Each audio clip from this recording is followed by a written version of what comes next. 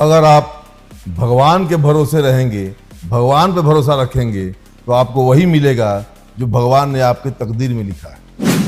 और अगर आप खुद पे भरोसा करेंगे, भगवान आपके तकदीर में वही लिखेगा जो आप चाहेंगे।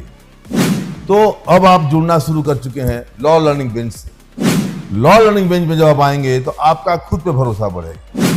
एक बात और याद रखिए, एडवोकेसी की दुनिया में जब आप शुरुआत कर रहे हैं, अगर आप युवा एडवोकेट हैं, फर्स्ट जनरेशन लॉयर हैं, तो इस बात का हमेशा ध्यान रखिए कि आप किसके साथ बैठते हैं। A man is known by his company. आपके आसपास का वातावरण ही तय करता है कि आप कितने कामयाब होंगे और कौन से लोग आपके रास्ते में रोड़ा बनेंगे। शुरुआती दिनों में मैं कभी भी स्ट्रगलिंग लोगों के साथ नहीं बैठा। मैं सोचा था ये खुद ही स्ट्रगल कर रहे हैं। जब उनके साथ एक दो बार बैठा तो हमेशा ये सुनता था कि ये 3 साल से कोशिश कर रहा है कामयाब होने का, ये 4 साल से प्रैक्टिस कर रहा है, कुछ बन नहीं पा रहा है, ये 5 साल से प्रैक्टिस कर रहा है, अभी तक फाइनेंशियल रूप से, आर्थिक रूप से इंडिपेंडेंट नहीं हुआ। तो मैंने स्ट्रगलिंग के दौर में मैं कभी भी स्ट्रगलिंग लोगों के साथ नहीं बैठा। मैं या तो अकेला बैठा या फिर कामयाब लोगों के साथ बैठा। उनसे मैंने कामयाबी के गुण सीखे।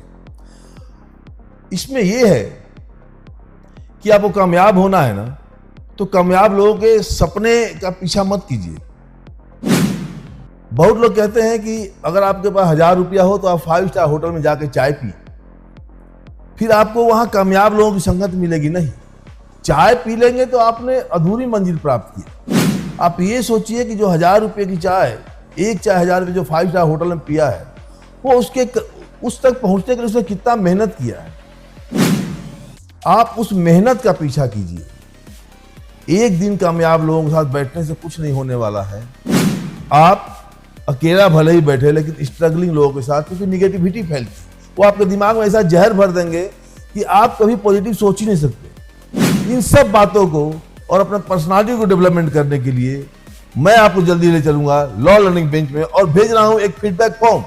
वो फीडबैक फॉर्म भरिए और हिंदुस्तान के मशहूर ग्रेट जजेस आपको सिखाएंगे लॉ लर्निंग बेंच में कैसे करें वकालत की शुरुआत।